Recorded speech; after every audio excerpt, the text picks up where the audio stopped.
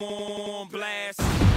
This is Ball on Blast, part of the On Blast podcast network, available on iTunes, SoundCloud and YouTube. If you like it, then subscribe and tell your friends. Holla. On blast. Thank you. You're far too kind for tuning in once again to the Ball on Blast podcast. And I said last week, Webby, this is the favorite time of the year for NBA fans, and the first round of the NBA playoffs so far have yet to disappoint. Once again, my name is Sheldon and Alexander. I'm here with my guy, Andrew Webster. Webby, how are you enjoying these NBA playoffs so far, my dude? You're so right. And I thought coming into this first round that it was going to be a lot of chalk. You know, I thought that this first round was going to be going, just the way that conventional wisdom had it. I thought that the Raptors were going to dominate. I didn't think the Bucks had it in them to make this a series. We got some potential 7-game series here. I love it. Do you know what's been so fun, right? And I remember one of the things we talked about heading into the playoffs was even if it ends up being another finals where it's Cavs versus Warriors, right? Even if people will say that they're disappointed that it's the same finals all over again, the fact that we know crazy shit will have gone down to get to that point, it might make up for the fact that we're getting the same finals. You know what I mean? People will be okay with that fact because it'll be so crazy for both teams to get back there. And I was just going to say that if the Cavs and the Warriors meet in the finals again, then this playoffs is going to get even crazier than it's been already. Right? Like there's so much going on. At least for the Cavs to make it all the way. For sure. And even what you said about, whether it was how the Raptors are going to dominate the Wiz, right? Or even if you thought the Celtics would make quick work of Milwaukee, or whichever way you went with those series, right? The way that we're getting there has been hella entertaining. And, remove it and think of it differently from being a Raptors fan and then just being a basketball fan, right? If you're a Raptors fans are probably shitting their pants because they're worried about going to another possible 7th game against a team that they should be able to take out in like 5, right? But from terms of just being a basketball fan, man, some of those performances, what John Wall is doing, what Bradley Beal had a couple good games, but that series alone, just what's been going on there and watching the Wizards just talk shit, and the Raptors talk shit back, and it's just been back and forth and blow for blow and 2 home crowds going at it. It's been a really good series. So, listen, the whole NBA playoffs has been really good, and my favorite thing that's been going on, and we talked a little about it last week, is all of these rivalries that are really solidifying. Yes, like Miami and Philly and Milwaukee and Boston. And we know that the Wizards and the Raptors don't really like each other, but these are really getting locked in. It is awesome. I'm surprised that James Johnson didn't end up punching someone or someone, you know what I mean? Like, I'm surprised that didn't happen before that series ended. I know it was only 5 games, but there were a lot of points in that series where it was a very hard foul or just like, I was saying to McAuliffe actually yesterday, that in pretty much every series, because I'd say the only series I didn't really pay much attention to, really, was the Warriors and Spurs series. And the Spurs. Right? Like I only saw one Blazers-Pelicans game just because they were on so friggin' late. Yeah. I know you're an early riser nowadays, Webby. I know. I know. I'm an Eastern Conference guy. I will say I did catch a lot of that Pelican series, but like what I was saying though, right? Like the only series I didn't really get to watch a lot of was the Warriors Spurs. But in each and every other series, there were at least 2 or 3 moments where you had the hold me back or the really hard foul and the coaches running off the bench to hold everyone back and separate everyone. Like, to me, and I'll second what Charles Barkley said a lot, right? He was like, I love this because it's competitive, right? Like, guys want it. And I know that we talk down on it because it's obviously no one's ever really fighting in a basketball game, especially in the playoffs. But I at least like the competitive nature that, when dudes are trying to stun on someone, it's like that episode of Atlanta earlier, right? Yeah. You're either stunting on someone or you're getting stunting on. Right? Yeah. Like, these NBA playoffs, nobody wants to get stunting on. And everyone's just kind of like, they're not going to back down, right? Like the big thing I think of that's been the biggest surprise is Joe Ingles, right? And Joe Ingles not backing down from Paul George. You could argue, not a surprise. Joe Ingles is good. No, but I'm saying it's not the fact that he's good and he's hitting shots. It's the moment. I'm saying, he's hitting shots and then ice grilling Paul George and talking shit to him. That's what I mean, right? Like, I know Joe Ingles can ball. I know he's one of those, like, glue guys. He's not going to be the best player on your team, but he's if he's your number 2, if he's your number 3, he can knock down an open shot. It's all effort. It's all hard. I get it. I'm talking about Webby. He was bullying Paul George at points. You know what it is? It's Australians and New Zealanders. Okay. You don't want to mess with them. That's fair. Think about it. Ben Simmons stared into the eyes of a man who's got a black belt. Hold on. He didn't really stare into his eyes. That didn't really happen. He was kind of looking away. Smirked at him. I don't know. The other thing is, Steven Adams damn near broke his arm on a rim. Yeah. Left for 5 minutes and came back. And now you got Joe Ingles talking smack to Paul George. I'm telling you, man, they're crazy out in, I don't even know what you would call that part of the world. Because you can't call Australia New Zealand or New Zealand Australia, otherwise you get pissed. That's beef, Webby. You can't do that. That's mad beef. But so much going on. We'll get to those series later, but let's start with the Raptors here, right? Because all right. The way that this series has gone, as we mentioned, everyone's held home court, right?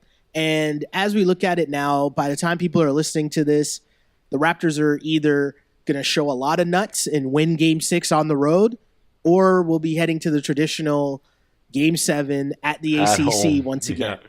Either way, what did you make of how the series went? Because most people were surprised that Washington was able to win 2 very different games. One was a blowout. The other game, the Raptors kind of blew. But what did you make of how Washington was able to show up in this series? Very few people would have predicted, right? Well, there's a couple of things. Okay, so John Wall was coming off an injury. And obviously took a little bit of time to play himself into John Wall shape. And it looks like he's done that now. Yeah. We said when the playoffs started that trying to slow him down is going to be what the Raptors need to do. And if you can do that, if you can get Washington to play a half-court game, then you're winning the battle already. But, man, that is way easier said than done with John Wall. You know what happens, Webby? I think for me, sometimes I see John Wall, and it's a reminder, some of the things you watch him do on the court, and you're just like, damn, this guy is really, really good. Why? I know he was hurt this year. He can't shoot, but he's like the rest of the Wizards, man. And he doesn't need to shoot. That's weird, no? But he's like Bradley Beal when he's not at home, man. That team cannot hit 3-pointers. They don't even take a lot of them, and it's why I don't think that they're going to win the series. They might win Game 6 and force Game 7, but you're not going to beat this Raptors team if you can't keep up scoring with them by hitting open 3-point jump shots. And when you're relying on a Morris twin to be your leading 3-point shooter. Now, I know they have Beal, and he's got a sweet stroke, but he has not been playing great on the road. Yeah. He's been having a couple of good shooting games at home in Washington, but you need a guy who's going to knock down that open 3-point jump shot on the road. I also think, too, Otto Porter Jr. has been dealing with some injuries, and he's playing through it, but I wonder how much... But he's not 100%, obviously, exactly, right? Which, it's a playoffs, right? There's a lot of dudes that are banged up at this point, at a lot of different levels. But the way that this series has gone down, obviously, we got to mention Freddie VanVleet, right? And I think that heading into the playoffs, we knew that the Raptors bench was a massive thing for them, right? We knew that that was a key to their regular season and the unit. And we talked about, do you still play all of the people on the bench? And that was really the focus. What we didn't really realize was how things would work if you removed one of those pieces from the bench, the effect it would have on everyone else. And especially the fact that it was basically the head of the snake or the head of the bench mob in Freddie. And the bench kind of struggled, no? Oh, absolutely. And again, we kind of touched on this before about the Raptors as they wound down the regular season, was that, they've got this system in place, but it's so beholden to the system that, we were talking about it with Serge Ibaka. Yeah. At the time we were like, yo, what if we put him on the bench? take him out of the starting lineup. And it's like, can you do that? Can you really tinker around with that? Or do you want to stay the status quo that's been working for you for so long? And now, when the status quo gets disrupted via injury, it's obviously taking its toll on the bench. But now, hey, you say that until DeLon Wright last night, who was an absolute friggin' superstar. It's so crazy because I really wonder what the Raptors would have done in this series with a healthy Freddie, just because you're seeing what DeLon has done in a couple games here where him and JV basically took over in the fourth quarter, right? It wasn't Lowry and DeRozan. And basically that's how the Raptors ended up winning the game. And DeLon did a lot of it at the defensive end first, which I really think is, not that Casey forgets about it because he's a defensive coach, but I feel like with his substitutions, he thinks, CJ Miles ends up playing and you don't really see OG that much. Whereas OG does a lot of that little dirty work, right? And when John Wall's getting off in game 3, right? And in game 4 and leading that comeback, maybe it would help if you had OG in the game as maybe another body to throw at John Wall down the stretch, or even on the help defense, right? Just someone else whose sole purpose isn't just thinking about scoring, right? And you talked about DeLon Wright. It was one of those, we talked about the Norm performance that you normally get in the playoffs. I think that Norm's been replaced in terms of that playoff moment and saving the butts of the Raptors. That was kind of replaced by DeLon Wright in this series, right? Oh, yeah. And especially in the last game, that the takeover he had coming down the stretch was really impressive. And now the whole thing is going to be how does the bench react when Fred is healthy enough? And does that take another little bit of time to get everybody acclimated back into that, or for Fred to find his role in the playoff bench mob? Yeah. Well, I mean, we've seen viz of him practicing, and it looks like he's got to be at least somewhat close. But at this point, I wonder when do you bring him back? Like, he's not gonna be 100%. So do you save that for game 7? Do you kind of just see if you can win game 6 without him and hold him out? You know what I mean? Like, it's a very tough decision for Casey to make, and with the way that DeLon Wright's cooking, I wouldn't play him in game 6. Right? I don't think I would either. I don't think I would play him in game 6 either. That'll be super interesting to see. But one thing that kind of went under the radar in Canada, right? Because, I mean, obviously we don't get first take in Canada. Right. But, the American fans, if we have American listeners, they would probably know what I'm talking about here. But Stephen A. Smith said that he was at the game. He was at game 4. And the big thing that he was talking about was after the game, he was in the Raptors locker room. And his thing was, while the outside world was probably panicking, like, oh no, here come the same old Raptors again. He said the mood in the Raptors locker room, like, they were fine. He said Kyle Lowry and DeRozan were pretty much unfazed. They're just kind of like, yep, it was a blip, but no big deal. They're not worried about it, big picture. But also, the big thing that he said was, he asked him kind of what happened down the stretch, and he said Lowry just casually pointed to Fred VanVleet. That was his response. And, we're talking about missing Freddie and the effect that it would have on the bench, but the reality is Freddie was a big part of what they did down the stretch to close out games as well, right? So it would be a learning curve for Kyle and DeMar to adjust without Freddie. And that's what DeLon took over in game 5. Yeah. Was that little piece. And how about that lineup when they put DeRozan, Lowry, DeLon, JV, and who was the other? Was it OG last night in the fourth quarter? Well, the big thing from that, though, Webby, was that JV was just getting fourth quarter minutes, which never happens, right? And playing really well.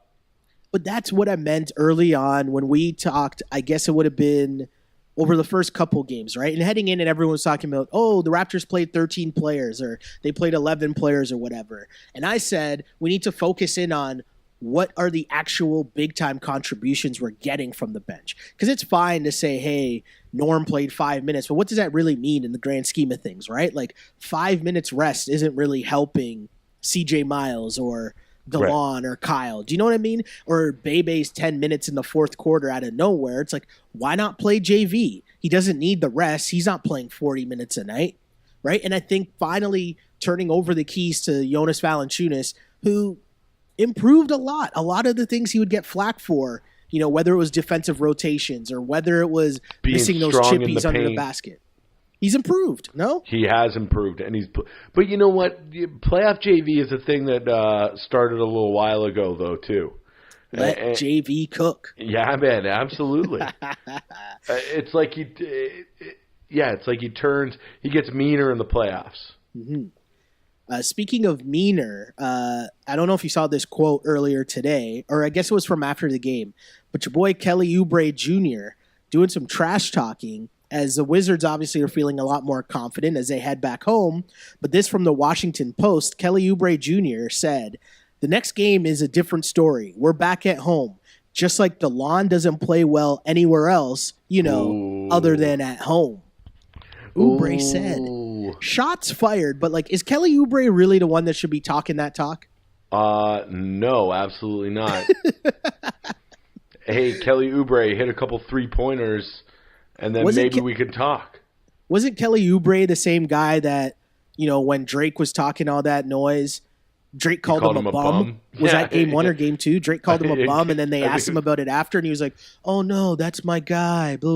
And now you're gonna talk tough to DeLon, but Drake, you're just like, "Oh no, that's my guy." It's like, what? This guy's calling you a bum on national TV, and that's totally cool because it's Drake, and you guys hang out in LA in the off season. But I don't know, man. It's one of those old man get off my lawn moments, Webby. But I really feel like I don't get it. I don't understand what's going on here. So what do you like for the rest of the series? You think the Raptors are going to win Game 6? To be honest, and I'm talking as the Raptor fan here, I was so disappointed by how they lost those 2 games in Washington. Cool, let Washington take 1. I get it. You get blown out in the first game, whatever. But you cannot lose that second game in Washington. And that really left me, as a fan, very disappointed in the Raptors. Just because you're thinking, okay, this year is different. They're the number 1 overall seed. Washington is not a good team. Barkley, again, was quoted as saying that they probably have the worst half-court offense in the entire NBA when you watch them play, because it's just John Wall dribbling and everyone else just standing around and literally just standing around in a corner watching him dribble. And the Raptors blew that game, but not only did they blow it, Webby, but Bradley Beal fouls out with 5 minutes left? Yeah. And then the Wizards play a 5-man unit that had never played a minute together for the entire season.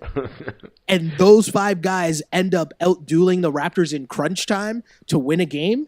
Nah, that just wasn't a good look. And I know that I'm still confident the Raptors win this series, but I was being told that this playoff it's bigger picture, right? Yeah. There's bigger things on the agenda.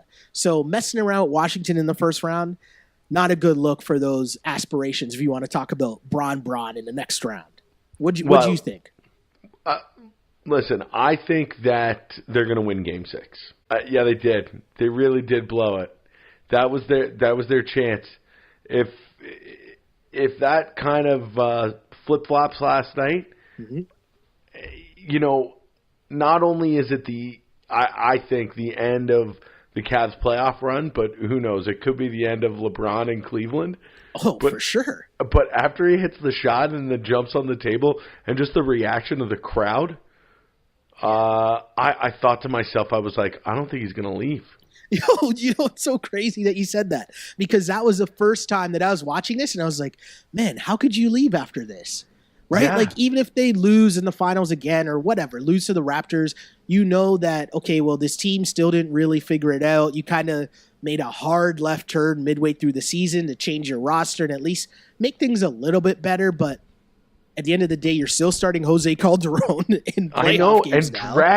dragging Jose Calderon and Kyle Korver and even J.R. Smith just over the goal line. It's unbelievable. It is crazy, right? And you mentioned Kyle Korver. Go back to Game 3. Or no, I guess it would have been game. Which game was it that they just won Game 5? So it was Game 4. Sorry. He had a crazy game. Kyle Korver, the way that Game 4 started, okay, Kyle Korver and Kevin Love couldn't hit a shot. The entire game came and went, and Kevin Love still couldn't hit a shot. But at the end of the game, the Cavs kept it close. And again, I'm talking about game 4 here. Kept it close. LeBron didn't sit for the entire second half. And then they called plays for two screens set by Kevin Love on back-to-back plays. They ran it the same play. Kevin Love sets a screen. Kyle Korver comes around, top of the key, bangs in 2 threes. Then LeBron hits a layup. I think he hit a layup and one. And it was game over. Series tied at 2, right? Then we talked about the performance LeBron had last night. And you're right, he's dragging these guys, Webby. Dragging. You asked this question before, didn't you? Is this LeBron's worst? You asked this question before, didn't you? Yeah. Is this LeBron's worst supporting cast? Yeah. I feel like you asked that question before. It's this and the Mario Moon team. Mario Moon, yes. Yes. I mean, the numbers don't lie here, right? He's 33, 15th year. He played all 82 games, and somehow he's averaging 35, 11, and 8, shooting 55%, and he's logging 43 minutes a game. This team doesn't have any secondary scoring. I still think some of this This team has third and fourth looks. Kevin Love's a great player, but honestly, I really like Kevin Love, and I really think he's a great compliment to LeBron. But he's obviously hurt, right? Yeah, something's going on with Kevin Love because he just hasn't been hitting shots. Maybe that thumb. I know it was his left thumb, but he had knows a how that leg affects too. your shot. Earlier on in the series, he had a knee thing going on really quick, like a tweaked knee, and he stayed in the game.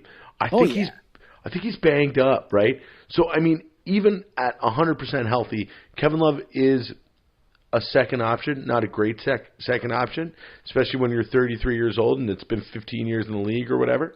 But Kevin Love should still be able to get the Cavs 25 a night in the playoffs. No?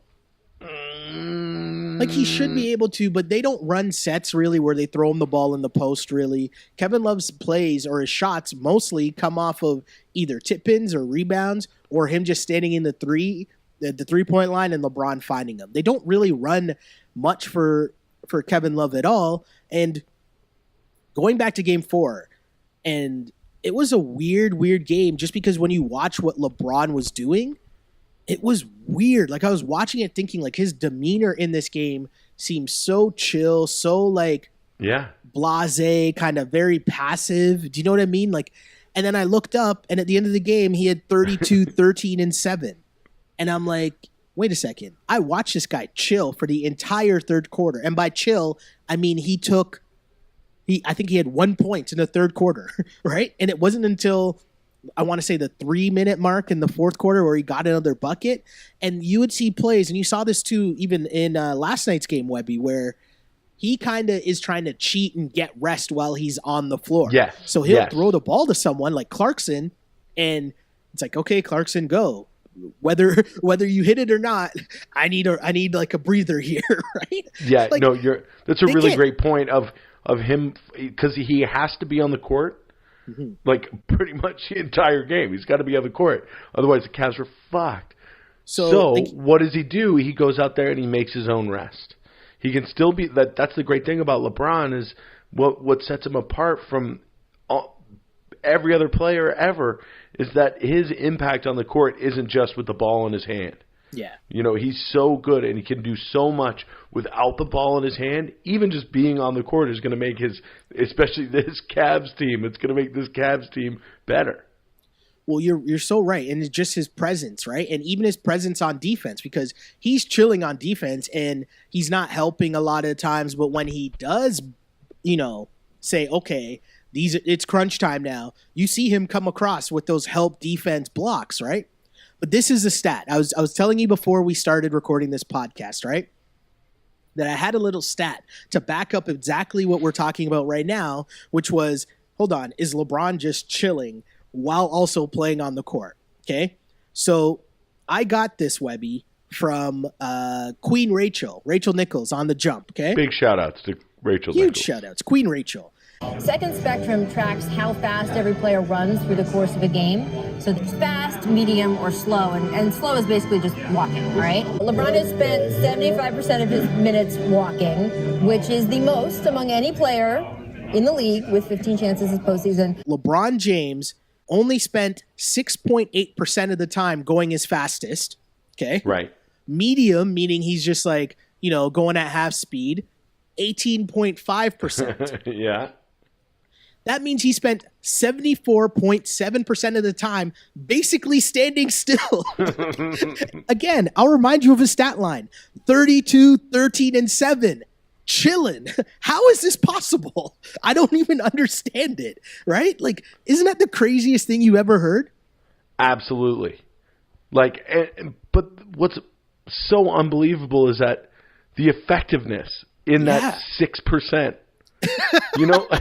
He's only going fast 6% of the time, and he's still putting up 37 points. Right? Like, that's so efficient. The efficiency on LeBron James. It's like, it's funny, too, because we talk about the balance of, we're here on the On Blast podcast, right? We talk about it all the time. The slogan is unpolished and unapologetic, right? We're not really here to like give you like super nerdy stats and break all that stuff down, but it is super interesting when you take things that you're watching on the court and you're seeing, right? And you're wondering, like, is this really what I'm seeing? But then you see a stat that backs that up. I was still blown away by this. And again, I watched the game thinking, man, LeBron seems to be chilling and he's still doing it. And I saw those stats, Webby, and I thought, how does this guy do that? I don't know, man. You know what? I'm one of these old guys too who like grew up with MJ. He's the reason why I watch basketball. Mm-hmm. He'll always be the greatest, but man, LeBron is. I mean, I don't know, man. You're adding another big time moment into the LeBron GOAT resume. That's for sure. I mean, if he drags this team to the NBA Finals, like a half hour.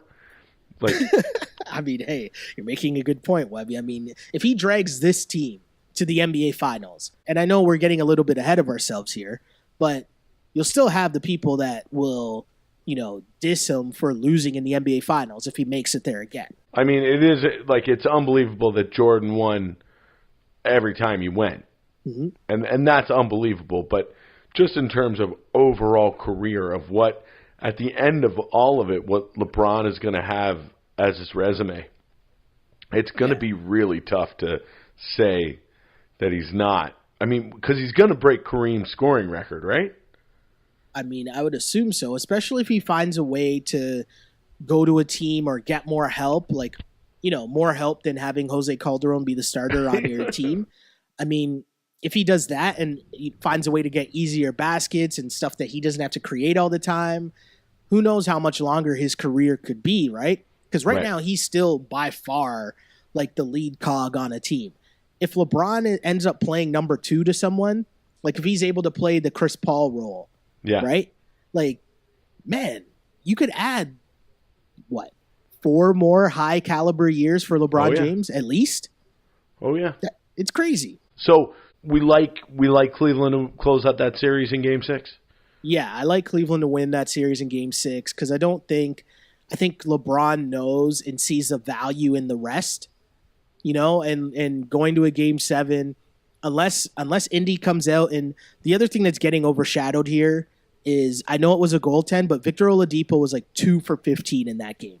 Yeah, he struggled the past few games. Yeah, past few games he hasn't been shooting well. Oh, yeah. And so unless Indy comes out and blows them out in Game 6, I mean, I don't really think it's good news for them. I think the NBA, the refs, I don't think they want to joke around with the possibilities of what could happen in a Game 7 either, right? But, if we were looking ahead to a Raptors-Cavs series, Webby, what would your early thoughts be, just going off what we've seen so far, not only this season, but in the first round of the playoffs? Maybe cut the brakes on LeBron's car. Oh, jeez.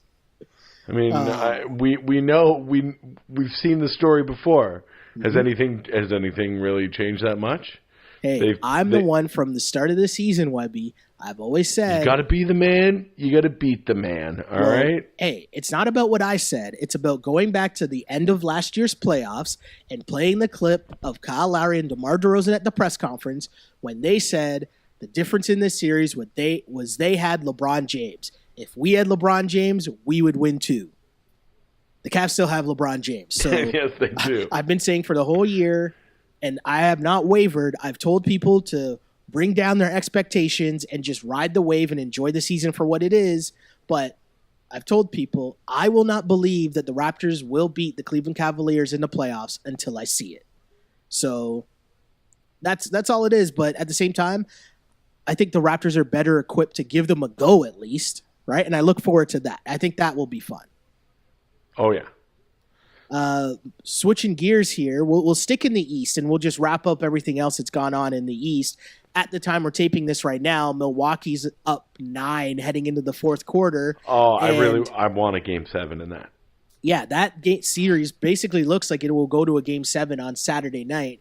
And it's been back and forth. The home teams doing their thing in each and every game this series. It's been really good, though. It's been really entertaining. Giannis is an absolute animal. And we'll get to your Sixers in a second, Webby, but my biggest takeaway from this series has been if Milwaukee gets a real coach, and next year when Gordon Hayward and your boy Kyrie comes back, the East, and you add in the Sixers in that, like the East is a problem, like a real problem. No? A lot of talent in the East. We still got free agency to come too, man, and you know that Miami is always in the mix to sign a big-time free agent down there. Well, you feel like Kawhi is going to be in the mix somehow, some way, right? He'll be a Sixer, man. Yeah. Come on. Webby, again, not everybody can be on the Sixers, okay? We can't get, like, Optimus Prime to, like, sign, I don't even know who else. Just be happy with Bellinelli, okay? Be happy and chill with Bellinelli and Ilya Silva, okay? Very happy with both. Very happy with both. But yeah, so this series looks like it's probably going 7, and we'd have to give it to, if Boston doesn't come back and win this game and it goes to 7, I got to say Boston at home, right? Like they got to be the favorites just because of that crowd, the other thing that energy. Is too, I just want to say that the Celtics were in trouble, but I want to say that I was the one that said when they get Marcus Smart back, it's going to be a big game changer. Yeah.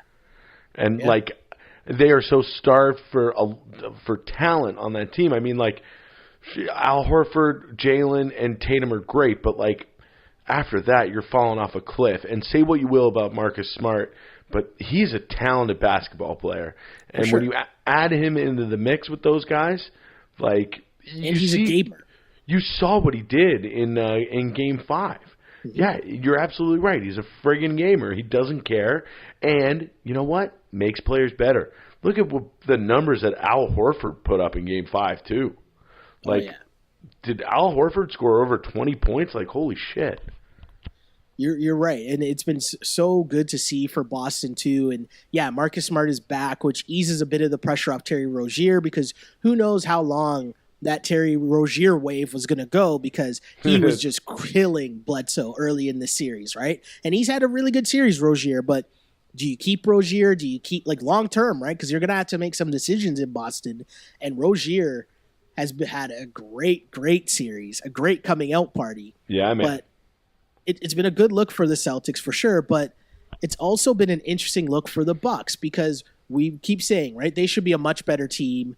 And what we saw midway through the adjustments that were made, we talked about Giannis moving to the 5, but also they kind of unleashed what's my guy's name? Thon Maker. I was trying to think. I was like, which long athletic guy am I thinking of here? Thon Maker and Jabari. Absolutely. Jabari's been a factor off the bench, but Thon Maker, both ends of the floor. Crazy, no? Thon, and listen, I've been a long-time fan of Thon, going back to his high school days playing in Ontario. Orangeville Prep, right? Playing outside of Toronto, man. Dude, he's got Orangeville Prep. I think that's what it was called. That's right. He's got sick handles. He can shoot a little three, and he's got those. He's just a mutant out there in how big he is. So he's great at protecting the rim, and I love that he got himself fired up by watching KG videos. Well, he said that KG actually called him and gave him a pep talk because is that what it was? I thought he was watching videos of KG just giving motivational speeches. I didn't realize he said that KG was like one of his like idols, and he got a pep talk from KG because he was struggling early on in the series and not really playing. And he said the pep talk was basically about how you got to stay ready and be professional and, come in. It's a playoff. So you got to up your energy and come and bring that intensity. And what did we see in the next game? We saw Thon Maker everywhere blocking shots. Then you see him give the primal scream to the crowd after blocking shots.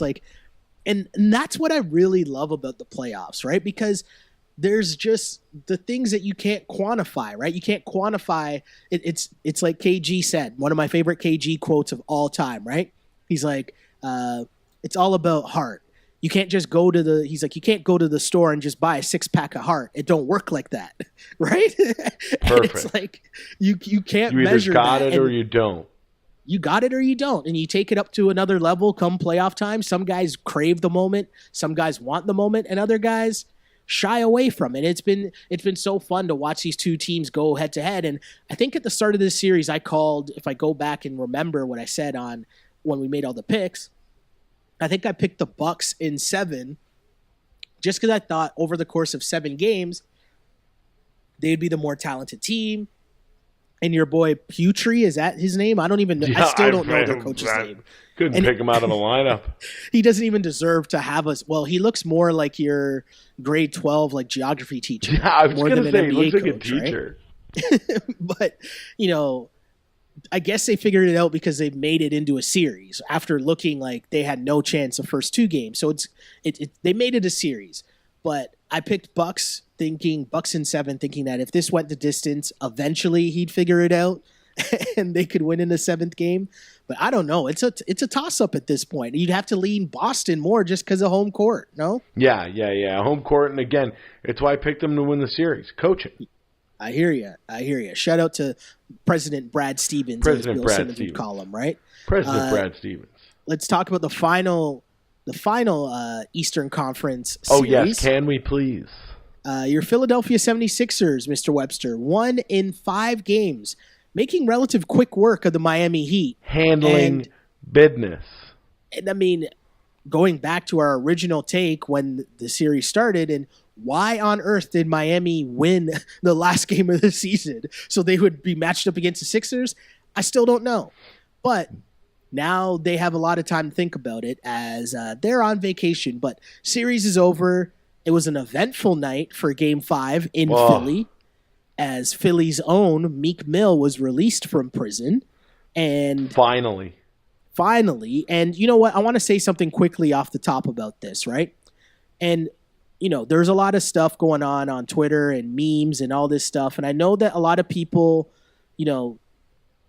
are misunderstanding what's really going on because you just see the headlines on social media and it's like, oh, a lot of stars and other rappers and Robert Kraft and the owner and all these people, it's kind of turned into a joke when really this is a serious thing that happened in this terms of, righting wrongs of a really corruptive jail system or prison system that happens in the United States of America. The justice system, yeah. Right. I mean, and I think I don't want to lose, as we talk about how great it was that Meek Mill was there and it was jokes and there's some jokes, him and Kevin Hart and all that. I don't want to lose sight of the serious nature of what actually happened as well. You know what I mean? No, absolutely. I mean, Meek was in jail for a probation violation and ended up being in jail for over a year? Well, this was a thing too, right? Because I found that in just talking to a couple people about it, they're kind of like, if they didn't know who Meek Mill was, they're like, oh, I know he's a rapper, but what's the story? Why is this a big deal, right? And basically what ended up happening was, we'll tell the story to our listeners in case you don't know what's going on either, but basically a Philadelphia court ruled that Meek Mill could be free after it was revealed that the officer who arrested him back in 2007 was on a secret DA's list of allegedly corrupt cops. So his time in jail resulted from an August 2017 arrest in New York City for allegedly driving a motorcycle recklessly while filming a music video. Now, first off, that is a technical term, right? Again, I'll say that. Driving a motorcycle recklessly while filming a music video. So I'm going to put this in the layman's terms for people to understand, okay? I know I'm going to assume that most people have seen the movie Creed, right? Because that seems to be, right? Is that a safe assumption? So if you think there's a scene where they basically try to reenact, the famous Rocky scene running on the beach, or Rocky, not running down the beach, but running downtown Philly. Yeah, running through the market. Yeah, that famous scene in Rocky. They basically redid that in Creed, but he's running to Meek Mill music, first off. Yeah. Creed or Michael B. Jordan is running to a Meek Mill song, but also in a modern day, like just what happens in Philadelphia is because all Philly's the guys ride. Yeah, it's Philly got culture, right? A crazy bike scene, ATV scene. Yeah, you'll see him just driving down the road on 611 down Broad Street. You'll see guys like a whole pack of dudes with 6 or 7 riding on 4-wheelers. Exactly, right? So it's like a Philly culture thing. And yes, I understand when people say, yeah, but if it's illegal, then it's illegal. Yes, I understand, you letter of the law motherfuckers. I understand what you're saying. But let's be serious for a second, right? You're filming a music video, and now you're going to get arrested for recklessly driving a motorcycle in a music video? Like, what? That's stupid, right? So that's the other thing, right? If you remember, there are also issues with the judge in that case too, when there was a lot of shady things going on. And, it's just a bigger story about reform and helping people who don't have the money or powerful connections that Meek Mill have, right? I just wanted to touch on that side of it because I feel like, in this era of social media, things become just a joke. And people don't get past the headline of, oh, Meek Mill went right from jail to the Sixers game to ring the bell. It's like, no. It's bigger than that because of what he can represent to possible change to the justice system. Exactly. But if we switch gears, sorry to make things so serious there for a second, Webby, but I felt like that was important. No, yeah. Because you're right. A lot of people for a lot of people, it was just like, oh, rapper got out of jail and went to a basketball game. But you're right. Yeah, exactly. Right. So yes, Meek Mill courtside with his family. When people just say dumb things too, because I realize we talk about it a lot. People don't read past headlines, right? And so people are like, what? Why did he go to a basketball game? Like, didn't he have to see his family? It's like, his family was at the game too. His son was sitting with him courtside at the game. Yeah. He actually went to the game, had a shower there. They had a change of clothes for him. They had a barber there for him. Like, it's not like, do you know what I mean? Like, he's wearing his prison jumpsuit and just got on and sat courtside. It's just like, I don't know. But anyways, it was a big night for Philadelphia because obviously that's their first playoff victory since the AI years, no? Series victory? No. Did they win one of those years? Yeah, remember they beat... Oh, they had the upset. They beat the Bulls after D-Rose tore his knee got hurt, yes. So let me rephrase that. Their first real playoff victory. Oh, hey, listen, it still counted. You go ask Doug Collins if that series still counted. I know. I'm taking a cheap shot there at your guys. Webby. But a great moment nonetheless for Philly. And, with Embiid back, the mask doesn't seem to be bothering him. Ben Simmons is cooking I would say that the mask doesn't seem to be bothering him. You think it is bothering him? I would say it is not bothering him. Oh, okay. Yeah, exactly. Yeah. Philly's looking really good. Yeah, man. I mean, look.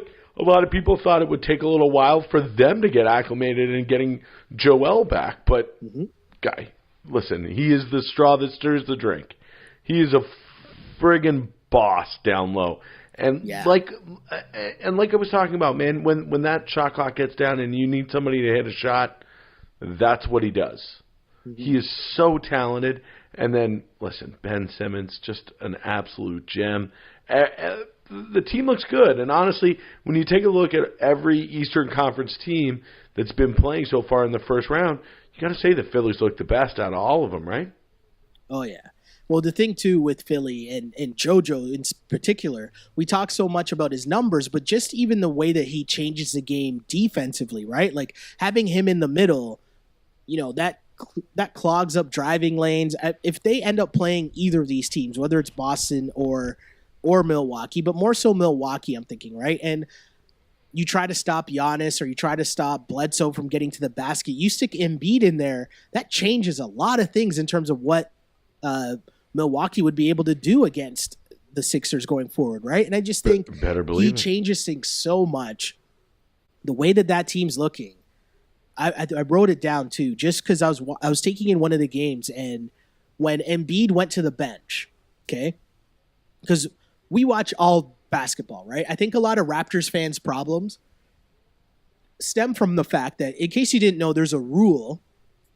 How should I phrase this? Well, first off, I think it stems from the problem that Raptors fans watch just Raptors games alone. So by doing that, you overvalue what you see because you're just used to seeing every single thing that Freddie does or that DeLon does. But it's also not Raptors fans' fault because there is a rule where in Canada, they're not allowed to broadcast another game while a Raptors game is on the air, right? So it's a very dumb rule. But the reason I bring this up is because we still find ways to watch a bunch of other different basketball, right?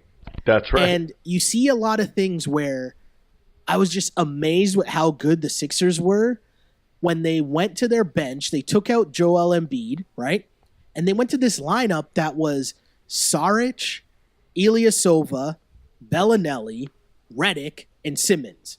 And I was just like, what? Like, it just made, and it was just basically Simmons driving in the paint or Simmons running fast breaks and just finding these guys on the perimeter just bombing threes. And I'm like, how do you match up against that? They made Whiteside basically null and void. He was absolutely invincible.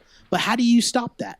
The other great thing too about that, the other underrated thing about that lineup is that it's really good defensively.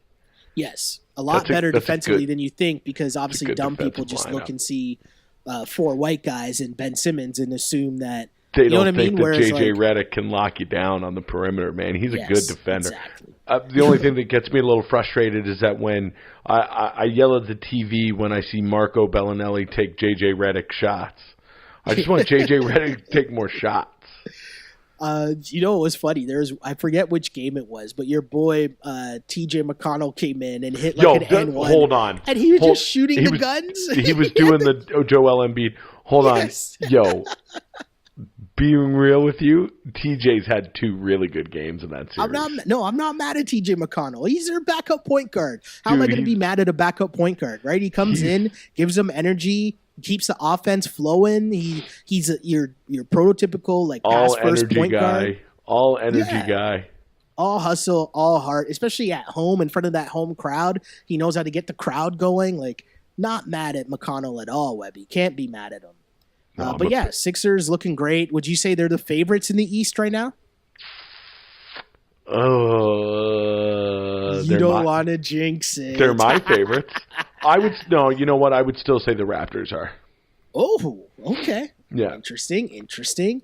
I mean, I feel like the world wants to see a Sixers versus Cavs conference final. I think that would just be amazing television.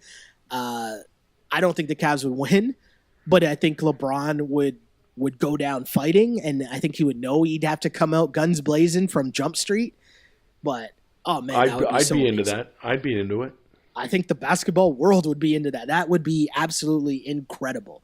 But obviously, we're a long ways away from that. So I apologize, Raptor fans. I apologize, I know, you're gonna catch Indiana fans. I apologize even to you, Washington fans, because you probably still think you have a chance to beat the Raptors. Heat fans, not so much. Heat fans, not so much. Let's go to the West. And there's not too much to talk about in the West because, first off, the Warriors win in 5, right? Ho-hum, whatever. No big deal. I guess the big news is Steph Curry going to come back right away for the start of that series against the Pelicans? I don't think he plays game 1, do you? I don't think so either, and I don't see the need to rush him back for game 1. The only reason I could see them doing that is because they looked really shaky against the Spurs. Like, they almost lost game 5, right? And if that goes to 6 games, then you're really like they looked like they were struggling to get into an offense. They looked struggling to get people shots. Draymond had to put up like an old school Draymond like big boy game for them to win that series, right? And going forward, I kind of want to see them play without Steph Curry just because I want to see the Pelicans gain more confidence. Right? Yeah. Like I want to see them kind of get a little extra pep in their step, thinking like, "Oh no, we can beat you." Like I know they think they can beat them.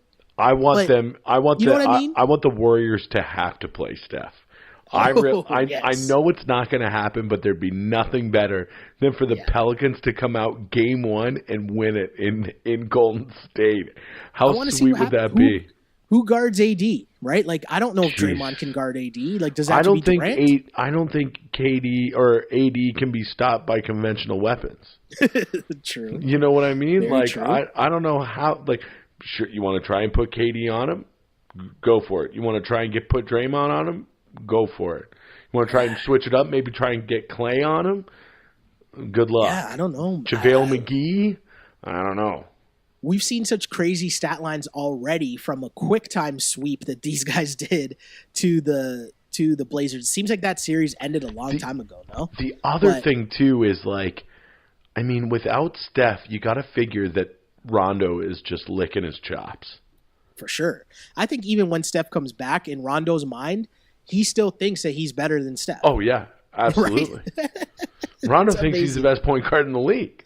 Yeah, I can't wait. I can't wait to see this. I think it'll be a fun series. I know people are kind of just penciling in Golden State to the conference finals, which cool. But I'm saying I understand why you would do that. But I feel like the Pellies, they're not going to just give up, right? That's not that team at all. They are going to grind it out.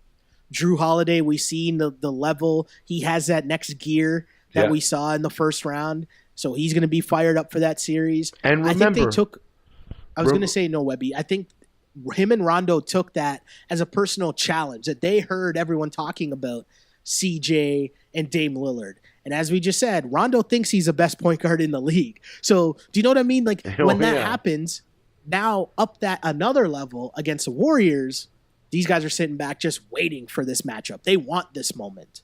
And remember that year that the Warriors – was it when they won the championship and then their first round was against New Orleans and Pels. AD and it was game 4 to complete the sweep and it went into that crazy overtime. Remember Davis hit that crazy shot to send it into overtime. No, I do. Little unfinished business there. Little unfinished business. I like it. Yeah, that'll be a whole lot of fun. And you know what? If I'd love it if that one gets chippy too, like we've been seeing in a lot of these series. And the way that a lot of these series are going, it will. We know Rondo will have a cheap foul or two on a hobbling Steph Curry. We know that's happening. Big time. Right? We know that's happening. The other team that made a quick exit out west were your Minnesota Timberwolves. Yeah, they made a good fight, though, I thought. For, like we said, that contrast of styles between how they play and how the Rockets played. I'm happy for them that they got one game. They got one win in front of their home crowd. They were kind of hanging close, and then they gave up a 50-point quarter, which I didn't even think that was possible as a thing to happen. Imagine that. 50 points in a quarter? Like, what? That's not a thing. That can't be a thing. When you chuck it like the Rockets, it's going to happen sometimes. Yeah, right? And I feel like at the end of the day, you look at that team and you see everything that's going on, just Chris Paul fit in. The biggest question heading into the year, could Chris Paul and James Harden coexist? They're both ball dominant, blah, blah, blah. And 50-point quarter, cool, no problem. There was one game they won that James Harden didn't even play well in, right? The Rockets are going to be good, but they're just going to have to stop people. Yeah.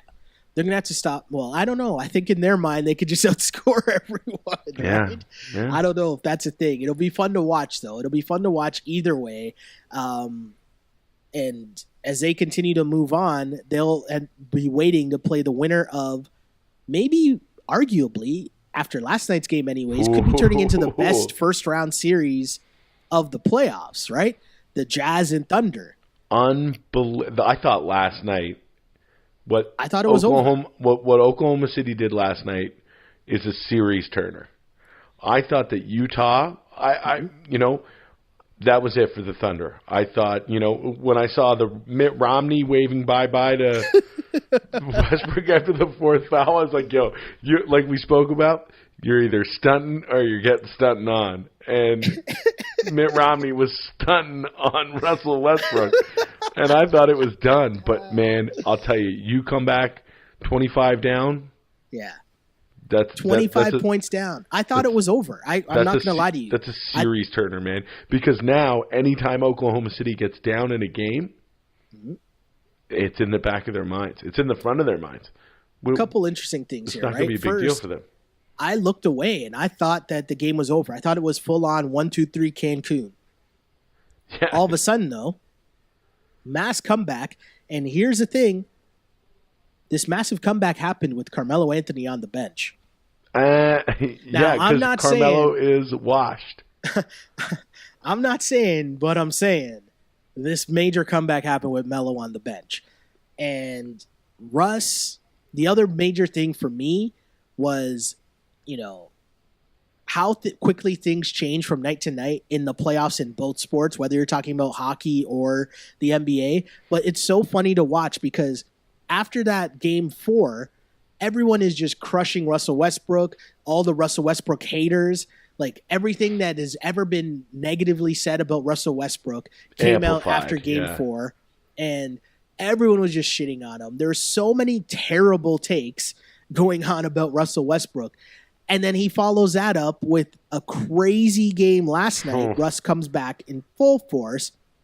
I think he shot like 39 times last night, which is just crazy, right? Like, how do you shoot 39 times? I don't know, but if there's someone that would do it, it's your man's Russ. And he just had this crazy, crazy game, Webby, where it's one of those, it's a reminder that we need to chill a little on how we view Russell Westbrook as a player, no? Well, yeah. I mean, I understand why he's divisive and the style of play. And the perception, now you and I don't share this, but the perception of stat chasing to people our age, to not the hoity-toity sports writer generation that's a little bit ahead of us. Yeah, that doesn't matter, man. We know that Russell Westbrook is one of a singular talent in the NBA. Mm-hmm. Somebody who can do that, who can lead you back from 25 down, who's not afraid, who has no conscience in taking 39 shots because he thinks that all 39 of them are going in. Yeah. And that's the thing too, right? Like, we don't care because we were just talking about, sometimes things get way too focused in on stats, right? And admittedly so. We're celebrating how, last year Russ had a triple-double. He was an MVP. His triple-double was amazing. This year he gets a triple-double and everyone's like, oh, he was stat chasing. And it's like, what? He's not in the top 5 MVP voting. Yeah, all of a sudden his triple-double this year doesn't mean nearly as much as a triple-double last year, which doesn't really make much sense to me. But to me, it's not even about that. It's just watching a dude play. And I was having this conversation, I was having with McCall, because I said to him, I was like, I don't know, I think it might come out that Russ is hurt. And then in game 3, he came out and he had those bandages wrapped like all over his upper body. Yeah. That was a Mitt Romney game, right? And when he called out Ricky Rubio, which for sure, he brings on a lot of the negativity himself. When you're calling out Ricky Rubio like that and then your team gets blown out, you're going to get a lot of shade. But at the end of the day, to me, to follow up on what you just said, Webby, Russell Westbrook epitomizes everything that we love about the modern day athlete, and especially in the NBA. Someone who will always speak their mind. He's not always going to sit there and just give the cookie cutter post-game scrum or post-game interview. He's going to be honest. He's also a guy that goes out there and he's going to bust his ass each and every game. You don't have to worry about that. But also he's out there having fun, right? Like, you see him come in with the outfits. You see him come in and give his personality. We feel like we know who Russell Westbrook is. He's active on social media.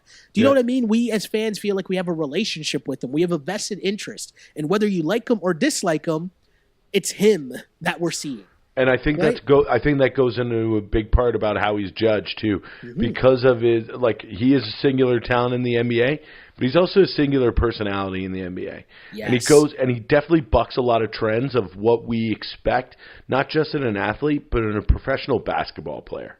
For sure, totally.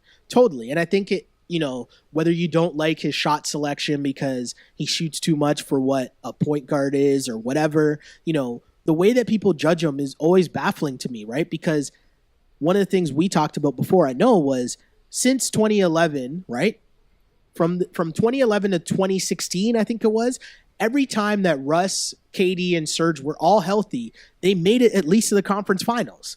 right? Yeah. And everyone talks about, oh, you can't win with Russ. You can't win with Russ. I'm like, what are you talking about? They've already won with Russ, right? They've made it to an NBA Finals with Russ. They made it to a conference finals with Russ. In fact, just before KD left, they were one game away from another NBA Finals with Russ. And I just feel like all this talk about you can't win with them, but, so you're giving KD all the credit for those wins or those conference finals appearances. You know what I mean? Nobody says, oh, well, you can't win with KD until he goes to Golden State with 3 other All-Stars, right? But nobody was saying you can't win with KD. Right. It's just a weird thing for me. And I wonder what it is. Is it because people don't like how he dresses? Like it's too much for them? It's too me?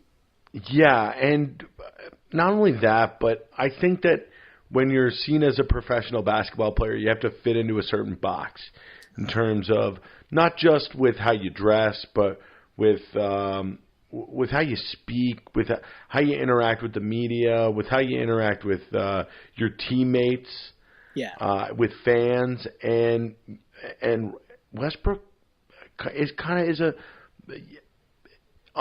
unto his own. Yeah, for sure. He's a different dude, for sure.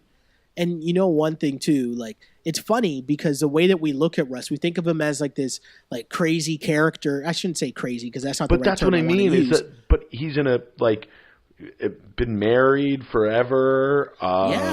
Like donates cars to underprivileged people around the Oklahoma City area. Like super active in his community and all of these things. But because of that personality not fitting in that box, it's seen as different and weird and other, and it's really strange. It is, and really, like if you, it's a deeper problem because to me it shows like, what our preconceived notions are about certain people of certain backgrounds. I'll say, and I'm being very politically correct. See, I was going to ask you, do you think because it's funny because we're talking about the NBA, and I don't know, like with Westbrook, listen, 90% of the NBA is African American, 90% of the NBA is black, and Russell Westbrook is an African American NBA superstar that doesn't fit into the African American NBA superstar mold. And it's weird because that is usually seen as a negative connotation, right?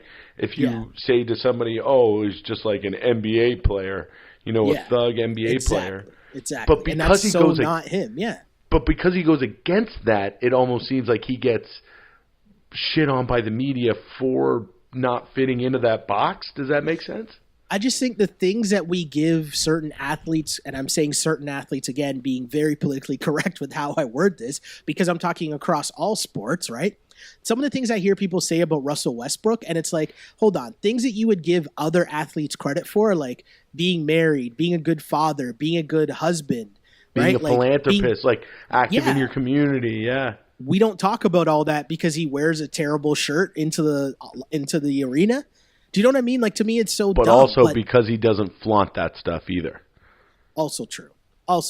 No, that's totally a factor in it, right? And I just think, he is such a good dude, and he's not one of these guys that has a huge entourage. He's basically with like his family. Do you know what I mean? Yeah. Like I think it's his cousin or his brother that it's his brother he's always with. Do you know what I mean? He doesn't have like a big entourage or anything. Like one of the things that really, when you go back to KD leaving, they were just kind of in different parts of their life too, right? Like KD was in and out of relationships. He was single at the time. Russ, meanwhile, was settling down, I think either getting married or was at least well on his way to getting married. So It's not like you're living the same lifestyle on the road in terms of going out and, not partying, but you know what I mean? Just like going out, hey, I'm tired. I'm going to my room. I'm going to fucking FaceTime my wife or whatever, right? Like they're just in different stages of their life too. But I feel like, again, if I told you all those things about another athlete, and I'll say a baseball player or a hockey player, you'd be like, oh, that's a really good guy. Right. Do you know what I mean? Or he's a great competitor. We love those things about Russ, that he's a great competitor and he's a grinder on the ice and blah, blah, blah, right? But that's the thing with anything, whether it's hockey, baseball, basketball, whatever. It's like if you do your reading on somebody and really get to like delve into their personality and who they are, a lot of times you see pages that people who are lazy just glaze over. Well, I told this story on a very early episode of this podcast. I think it was maybe heading into the season. And it was talking about when the Thunder sideline reporter was pregnant. And yes. she'd been on the road for a really long time, and she'd had kind of like an interesting back and forth with Russ. They'd always got along. Everything was always cool. But Russ sometimes doesn't want to talk to the media, and he's sometimes surly with the media because he doesn't want to do it, right? But it's his real like opinion. And then eventually he started playing along more because he understood the value of doing the local media because like those are your fans. Those are the people that ride or die with you, right? Yeah, it's not like a national media thing. And she's like, yeah, they were fine, but she never really thought anything much more than that, right? They were cool. They got along. Obviously, you work with each other professionally every day. But then after a long road trip, he said, oh, come with me. I got something for you. And they go to his car, and he pulls out like the top of the line, top baby stroller, right? And she's just like she was so caught off guard. And she's like, oh, thanks. Thank you so much. Like she was so caught off guard, right? Because again, it's not what your perception of Russell Westbrook would be, right? And so she's like, oh, thanks. And it had like, again, it's top of the line. So you're talking about all these great features and all this stuff that go along with it. And then she went to Russ's wife to say, oh, thank you. Like, that's really good. Like, it's such a great thing. It has all these great features. And Russ's wife was like, actually, I don't know anything about it really. Like that was all Russ. Like he looked it all up. He researched it. He bought it. Like that was all Russ. And she was like, oh my God. And at the time, she didn't even want to tell the story, right? Because again, exactly what you said. It's a private moment too, yeah, right? And he's not doing it for that. Like he's doing it like as a normal, like good thing to do, right? And I think those are the things that I always find funny when people are just like chopping this guy down because he goes hard on in between the lines, right? I find that just so funny. And hey, this hasn't worked out this season as well as people had wanted it to work out, or maybe as much as we thought it would work out. But it's completely unfair for it to all fall on Russell Westbrook if this doesn't work in Oklahoma City and they get bounced in the first round. Right. That's basically my point. It's a very good point. The other part to this too, and obviously, hey, the Jazz could win in 6, they could win in 7, whatever, and move on. And people will look at this and be like, oh, that's a huge disappointment. But the reality is, I don't know if people realize Utah went like something like 40-20 down the stretch once Rudy Gobert came back and their team was basically like settled into the team that we see now. Like, I think they were like 40-20, and like 11 of those losses were before Christmas. Listen, right? So like, hold on now. It would be a huge disappointment if the Thunder were bounced in the first round. For sure. I'm not saying it's not a disappointment for the Thunder. I'm not saying that. I'm saying that Utah is a lot better of a team than people think they are, including what OKC thought they were heading into this series, right? Yes. Do you know what I mean? Like, I think if you told Russell Westbrook, we were talking about Rondo, right? And how the views that certain players have of themselves, right? If you were to tell Russell Westbrook that Ricky Rubio would be giving him the business, Russ would laugh at you, right? If you told Paul George that Joe Ingles would be getting the better of him, he'd laugh at you. I don't think that these guys thought that, the Jazz were that good, right? Like they underestimated them. And I think they got punched in the face. And that's what we're seeing now. And now they're in a fight for their lives. But I'm saying if they do go down in the first round, I mean, gotta give a lot of flack will go to OKC, but we should be giving a lot of love to Utah. I guess that's the point I'm trying to make. That's a great point. Yes, absolutely. Donovan Mitchell, you got Donovan Mitchell love yet or no? Listen, yeah, Donovan Mitchell's a great player. I'm trolling you, Webby. I'm just trolling you, man. And he's like the second coming of Dwayne Wade. Now, is he the Rookie of the Year? Guy, come on. No, he's not. No, he's just not. That's amazing, Webby. Well, I guess we'll finish up with our Ask on Blast. And are you caught up on Atlanta? Yes, I am caught up on Atlanta. Like a real horror movie season vibe, right? Like it got real serious again. Now, and then the other thing, it's like the thing with Darius's episode as well. Mm-hmm. It's like, how awesome was that little scene of Paperboy lying on the couch and him dreaming about his mom behind him. See, that was so funny. I was going to bring that up because it was Memi and Faisal today that were like, oh, yeah, that was a dream sequence. And I'm like, that didn't even click in my head. Like, I wasn't even fully taking it in and paying attention to what just happened. Because it's so subtle. Yeah. But the way that it's built into his character just through that episode and, like, him getting the text messages, it's just awesome, man. Like, there's no other show out there like it. Now, in terms of half-hour shows, I don't think anything's going to beat The Simpsons, but okay. I will tell you that Atlanta is getting close, man. Atlanta is really good. It's such a good show. As you said, it's well acted. You don't know where it's going at any turn. The way that because there's a message, right? They've kept the overall theme of Robin season, obviously, right? Yeah.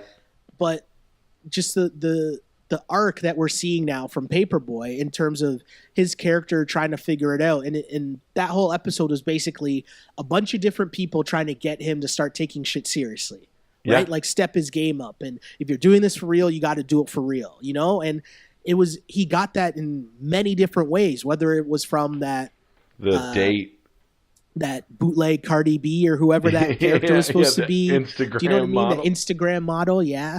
Whether it was the dudes that robbed him on the street when he walks up to the kids and they're like, hey, oh, you're just trying to keep it real. You're just trying to keep it real, yeah. And then they fuck him up and take his shit, right? And it was just an interesting lesson. And I wonder where do you think it's going? Like, it looks like it's going towards him and Ern splitting, no? Yeah. Well, you know what? I think it's got to do more with Paperboy leaning into what he's chosen. Like, I think this whole episode that just happened was a lot of like self-actualization of Paperboy and what he's chosen for himself. Like, nobody forced him into using his talent for his living. Mm-hmm. And I think that that little scene at the end with the kid in the store, it's like, I think that it's going to be way more leaning into becoming the Paperboy, becoming the artist. I got you. Now, is he going to split with Ern? Yeah, maybe not. But of course, they're family, right? So they're always going to be in each other's lives. But you know what I want? I want more Tracy, or is it Tracy or Terry? Yeah, I think it is Tracy. Tracy. I need more of him. We haven't seen him in a couple episodes, right? I know, man. I miss him. He's the best. I was going to say, we haven't seen the Serious Ern episode, right? We got the Serious Paperboy episode, or I guess the Serious Ern episode was when they went to the German town, yeah. Yeah. I guess that was the Serious Ern episode. But that was the Ern Van relationship episode. Yes. Good stuff from Atlanta, and you mentioned that you did get caught up on Billions, no? Well, okay, so I didn't watch. Wait. Sorry, I think I'm one behind on Billions. I did see the. But did you see the Chuck Senior episode? Of course, yeah, I did. How good was that? It was pretty good. It was two scenes, two strong scenes by a good performance from Chuck Senior. So good. I really enjoyed the show. I will say that this next episode, you will. You know what? I'm not even going to say anything. I don't want to ruin anything for you. I don't want to spoil anything. I want you to go in with a clear mind. Okay, good. Just enjoy. But yeah, I guess the last question for you, Webby, that I have is, how are you enjoying Kanye's tweets? So, okay, now this could turn into a whole another hour long because I've got serious thoughts. I really do. Okay. Now, and listen, this could, I don't want to get myself into trouble. Okay? But I have no problem with what Kanye's saying at all. None. Here's the thing. I think that the outrage culture, that social media and being online all the time, that's been slowly creeping into our world, slowly creeping over the past decade, of anytime somebody says something, that's it for them. We've got your tweets. We saw it with Josh Allen. I'm watching the NFL draft. We saw it with Josh Allen. Oh, Josh, we got your tweets. Yeah. Okay. There's a record of everything that you're saying, and we're going to bring you out, and you're going to be judged for everybody to see. But what if you do that to somebody who doesn't give a shit? All right. Now, Kanye isn't the same Kanye that he was when he said George Bush doesn't care about black people. Those are two different people. One of them, he was just starting out. Now Kanye has oodles of money, different problems, a different life, okay? He's hanging in different circles. His life is just different. And I'm not here to stick up for Kanye and what he's saying about Trump and whatever. No. Fuck Donald Trump, man. Fuck Donald Trump. But if Kanye wants to support Donald Trump, that's his God-given right. He owes nobody anything. For sure. Totally. And I thought it was very interesting, too. I don't know if you saw, he tweeted a lot over the past week.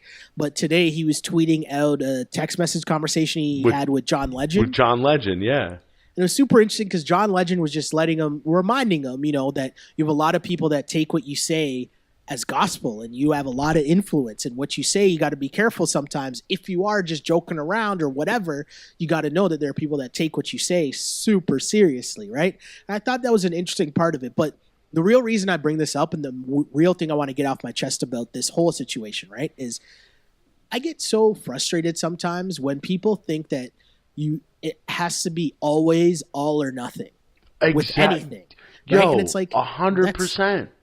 Nobody is like that. Nobody's life is like that. I'm not going to agree 100% with anybody on anything, no matter who it is. So I love Kanye's music. Kanye is one of the greatest musical performers of my generation of all time, right? Like I will always ride or die for Kanye's music. He's a musical genius. Culturally, he has done a lot, and inspirationally, I can say, he's done and said a lot that are like quotes I will live by forever. With that said, there are also a lot of other things that I'm always like, oh, okay, that's kind of fucked up, right? Like, I'll never understand the whole Kardashian thing. No. I have my theories, but also, I don't know Kim. I have no idea. Who knows? But you know what? Did I still love The Life of Pablo? Yes, that shit bumped, right? It's not going to stop me from loving fucking Jesus, man. Yes, exactly. So my point is, you don't have to love all, like, hey, Webby, you're my dude. I'm not going to agree with every single thought and belief that you have, right? Like, and you're still my dude. You're always going to be my dude. You know what I'm saying? Like, it's just, there's levels to it.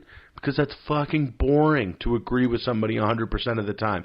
And to have a whole society agreeing on one thing or another and then ostracizing anybody who doesn't think the same way you do, that's not good, man. It's not good. So if Kanye wants to, I couldn't believe I could believe it just because in the society that we live now. Especially in the States. But man, this is Kanye West we're talking about here. We're not talking about somebody like, I don't know. Obama. Right? You know? This is a guy who makes records for a living. Amazing records. And I keep going back to one of my favorite Kanye songs of all time is Waves. Yeah. And featuring notorious terrible person, Chris Brown. Yep. But just because Chris Brown is an awful person who's done horrific things doesn't make Waves slap any less hard. Exactly. And I feel like, especially as adults, and I know this sounds super weird, especially as how divisive things are in the States and everyone's a part of a gang, right? Whether you're Trump, whether you're Republican, whether you're Democrat, whether you're whatever, right? We have to be smart enough as adults to be able to separate things, right? And you can rock with someone for one thing and dislike them for another thing. And we're all complex people. It's not as simple as it's not every single thing Kanye does I love. Like, that's not human. That's not real. That's not real life. But anyways, yes, you're right. No. This could go on for a whole other hour. But, if we did that, Webby, then we wouldn't have enough time to watch and talk about more basketball. And that's really why we're here, right? Hey, we got a Game 7 coming Saturday. Looks like Bucks and Boston. Let's get it on. At least one Game 7. Maybe we'll have a couple more. And, we'll be back here next week to either be talking about those Game 7s and also, I guess, the next round of series as well as one of my favorite NBA playoffs so far continues. We'll be right here to break it all down next week on the Ball on Blast podcast. But in the meantime, if you want to catch up and let me know what you think. Let us know what you think. You can find us on social media. My name on Twitter is Shell @ShellAlexander. and on Instagram at Sheldon Alexander. Webby, where can the people find you? On Twitter and Instagram, it's the same. It's at AWebster84, and just give me about 15, 20 more minutes for the Eagles to make their first pick of the NFL draft. And by the way, they're picking last, Shelly, in the draft. Really? Eagles, why is the that? Eagles, because they won the fucking Super Bowl. That's why they're picking last. That's why they're picking last. I let you have that one, Webby. You know why? Because I'm a team player. I like it. I appreciate it. As always, until next time, we are the Ball on Blast podcast, unpolished and unapologetic. Until next week, see ya. Peace. On blast. This is Ball on Blast, part of the On Blast Podcast Network, available on iTunes, SoundCloud, and YouTube. If you like it, then subscribe and tell your friends. Holla. On blast.